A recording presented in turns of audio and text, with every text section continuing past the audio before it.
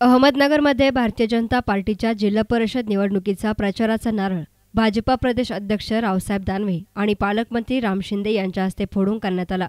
देशात आणि राज्यात सध्या एक नंबरचा पक्ष म्हणून भारतीय जनता पक्ष असून या जिल्हा परिषद निवडणुकीमध्ये राज्यात भारतीय जनता पक्ष हा एक नंबरचा पक्ष होईल। राज्यातील जनता देश आणि राज्याप्रमाणे जिल्हा परिषदमध्ये बदल घडवून आणण्यासाठी सज्ज असल्याचं याप्रसंगी रावसाहेब दानवे यांनी सांगितलं।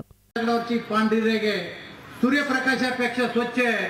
कोण्याही भविष्यकाळाला विचारायची गरज नाही की येणाऱ्या जिल्हा परिषद निवडणुकीमध्ये सगळ्यात जास्त जिल्हा अध्यक्ष जर कोण्या पार्टीचे असतील तर ते भारतीय जनता पार्टीचे असतील।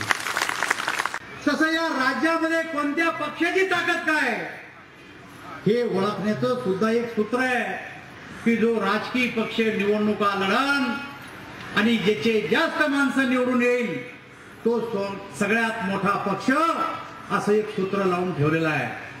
आणि म्हणून मी तुम्हाला सांगितलं सगळ्यात जास्त खासदार, सगळ्यात जास्त आमदार, सगळ्यात जास्त नगराध्यक्ष आणि नगरसेवक असलेला या देशातला आणि राज्यातला नंबर 1 चा पक्ष भारतीय जनता पक्ष आहे।